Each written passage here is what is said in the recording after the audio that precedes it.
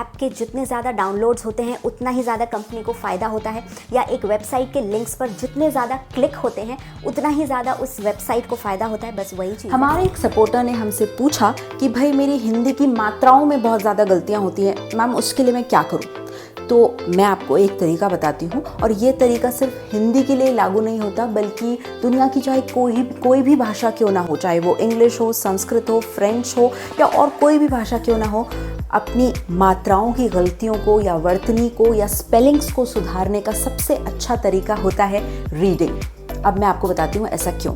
मान लीजिए आप हिंदी की कोई किताब पढ़ रहे हैं या नॉवल पढ़ रहे हैं, कोई कहानी की बुक पढ़ रहे हैं, या और कुछ नहीं तो हिंदी का अखबार ही पढ़ रहे हैं। आपने उसके 2 पेज पढ़ लिए। अब उन 2 पेजेस में कोई भी एक शब्द है, जैसे इसलिए, ठीक है, ये शब्द उन 2 पेजों में आया 5 बार या 7 बार। अब आपने उस इसलिए शब्द को कितनी बार पढ़ा? 5 बार, ठीक है।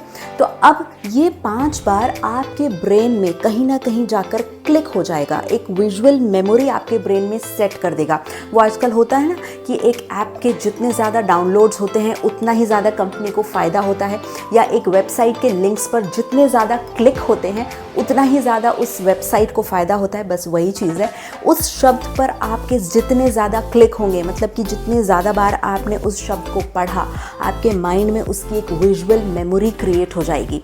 तो अब नेक्स्ट टाइम आप जब भी इसलिए शब्द लिखने बैठेंगे किसी भी चीज़ में, तो वो आपका जो ब्रेन है ना, जहाँ पर वो मेमोरी सेट हो गई है, क्लिक क्लिक क्लिक क्लिक होकर आपका brain fraction of a second में, मतलब 0.0001 सेकेंड में आपको ये बता जाएगा, आपको पता भी नहीं चलेगा कि इसलिए शब्द कैसे लिखते हैं। बस इसीलिए बोलते हैं जितनी ज़्यादा रीडिंग, जितना ज़्यादा वाचन, उतनी ही शुद्ध मात्राएं या स्पेलिंग्स।